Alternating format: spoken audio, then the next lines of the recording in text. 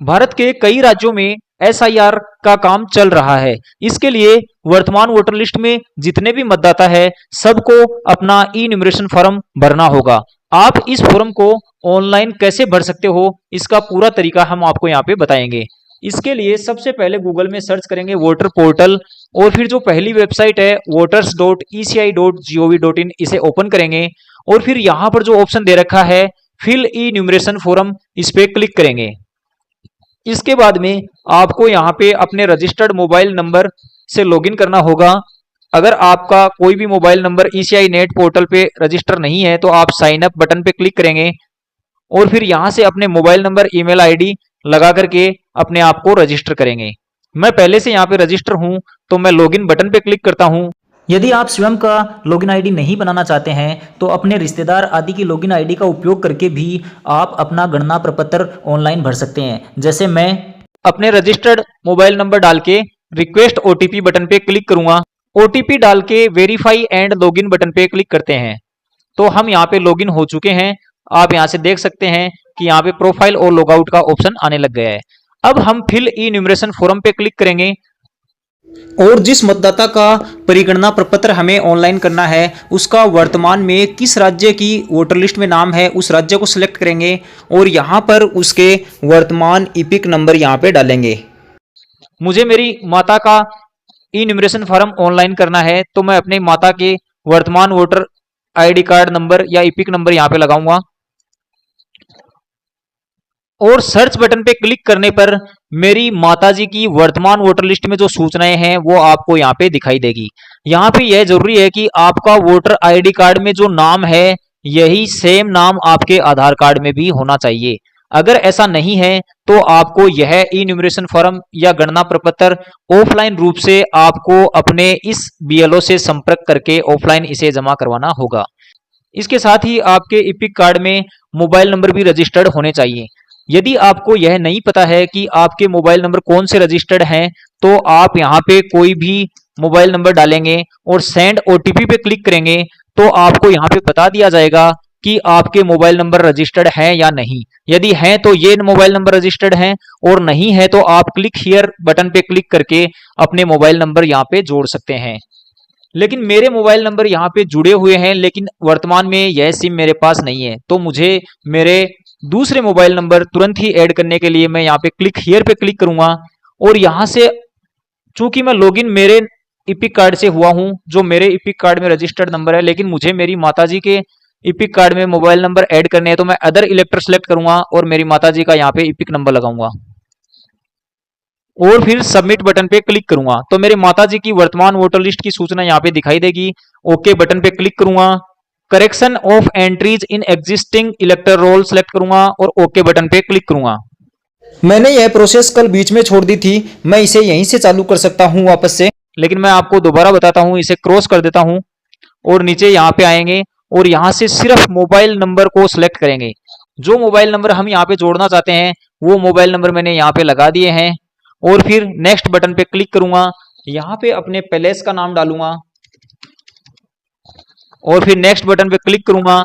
यहां से कैप्चा डालेंगे और सेंड ओटीपी बटन पे क्लिक करेंगे। यह जो नंबर हमने जोड़ा है अभी नया उस नंबर पे ओटीपी जाएगा, वह ओटीपी हम यहाँ पे डालेंगे। ओटीपी डाल के प्रीव्यू एंड सबमिट बटन पे क्लिक करेंगे, सबसे नीचे आएंगे और ई साइन एंड सबमिट पे क्लिक करेंगे और यस बटन पे क्लिक करेंगे। यहां पर मैं अपनी माताजी के आधार नंबर लगा रहा हूं। मेरी माताजी के आधार नंबर और उनके इपिक कार्ड में नाम एकदम सेम होने की स्थिति में ही मैं यहां पे mobile number successfully EPIC card में जोड़ पाऊंगा। तो गेट ओटीपी पे क्लिक करते हैं, ओटीपी डाल के सबमिट बटन पे क्लिक करते हैं। यहाँ पे आप देख सकते हैं कि मेरी एप्लीकेशन सक्सेसफुली सबमिट हो चुकी है और मेरे मोबाइल नंबर जुड़ चुके हैं। अब मैं इसे ओके करता हूं और दोबारा से फिल ई न्यूमरेशन फॉर्म पे जाता हूं। यहाँ से स्टेट सेलेक्ट करेंगे, इपिक नंबर डालेंगे, सर्च बटन पे क्लिक करेंगे। अब वो जो नए मोबाइल नंबर जोड़े हैं वो नंबर यहाँ पे लगाएंगे, सेंड ओटीपी बटन पे क्लिक करेंगे तो यहाँ पर अपने जो नए मोबाइल नंबर है उस पर ओटीपी जाएगा। ओटीपी डाल के वेरीफाई ओटीपी बटन पे क्लिक करते हैं यहाँ पर आपके पास में तीन ऑप्शन है। जैसे खुद का नाम अगर लास्ट एसआईआर के इलेक्टर रोल में था तो आपको यह ऑप्शन सेलेक्ट करना है ऊपर वाला, और फिर आपके खुद की डिटेल यहाँ पे लास्ट एसआईआर के अनुसार डालनी है। लास्ट एसआईआर की वोटर लिस्ट डाउनलोड करने के लिए voters.eci.gov.in वेबसाइट पे जाके search your name in last SIR option का उपयोग करना है। जैसे लास्ट एसआईआर में आपका नाम यदि छत्तीसगढ़ में था और उस समय उसकी असेंबली का नाम ये था, और आपके जो पार्ट नंबर या पोलिंग स्टेशन है उसका नाम ये था, और उस पार्ट में आपका कितने सीरियल नंबर पर था वो आपको यहाँ पे डालना है, और फिर सर्च करोगे तो आपकी डिटेल्स नीचे दिखाई देगी। यदि आपके खुद का नाम लास्ट एसआईआर में नहीं हो तो आपके रिश्तेदार की डिटेल आपको यहाँ पे डालनी होगी। रिश्तेदार में आपके पेरेंट्स हो सकते हैं, जैसे माता पिता दादा दादी, इन चार के अलावा और किसी भी रिश्तेदार की डिटेल आप यहाँ पे नहीं डाल सकते। तो जैसे मैं यहाँ पे माई पेरेंट्स नेम पे सिलेक्ट करता हूँ, तो हम यहाँ पे ओके बटन पे क्लिक करेंगे, और यहाँ पे अपने दादा दादी या माता पिता जिससे भी आप लिंक करना चाहते हो उसका लास्ट एसआईआर में कहाँ पर नाम था वो स्टेट सेलेक्ट करना है, वो असेंबली सेलेक्ट करनी है, वो पोलिंग स्टेशन सेलेक्ट करना है, और इस पार्ट में उसका नाम कितने सीरियल नंबर पर था वो लिखना है, और उस रिश्तेदार का आपसे क्या संबंध है, जैसे दादा दादी माता पिता, किससे आप अपने आप को मैपिंग करवाना चाहते हो उसका रिलेशन आपको यहाँ पे सेलेक्ट करना है। और फिर जैसे ही सर्च बटन पे क्लिक करोगे तो उसका रिकॉर्ड नीचे आपको यहाँ पे दिखाई देगा। यदि आपका खुद का, आपके माता पिता दादा दादी किसी का भी नाम अगर लास्ट एसआईआर में नहीं था तो आपको इस ऑप्शन को सिलेक्ट करना है और फिर ओके बटन पे क्लिक करना है, और फिर आपकी डिटेल्स यहाँ पे डाल के सबमिट करनी है।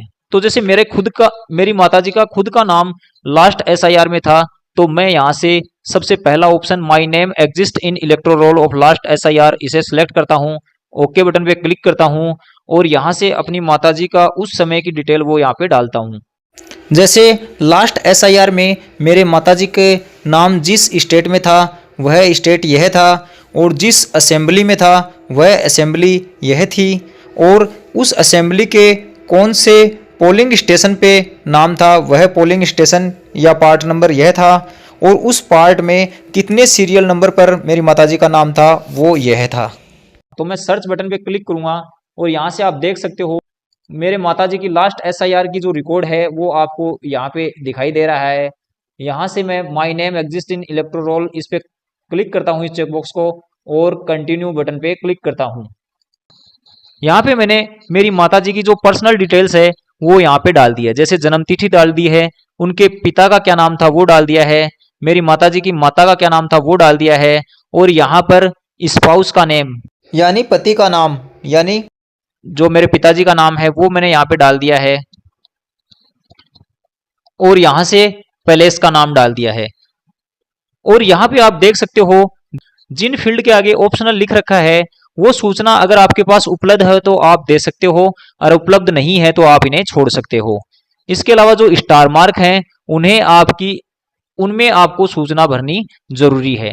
तो मेरे पास यह सूचना उपलब्ध थी तो मैंने यहाँ पे भर दी है, बाकी आपको ऑप्शनल डाटा को भरने की आवश्यकता नहीं है। फोटो अपलोड करने के लिए चूज फाइल बटन पे क्लिक करेंगे और अपनी फोटो को यहाँ से सेलेक्ट करेंगे, और इसे एडजस्ट करने के लिए जूम और रोटेट ऑप्शन का उपयोग करके सेव बटन पे क्लिक करके इसे सेव कर देंगे। फोटो की मैक्सिमम साइज 2 MB हो सकती है, और उसका फॉर्मेट जेपीजी, जेपीईजी या फिर पीएनजी हो सकता है।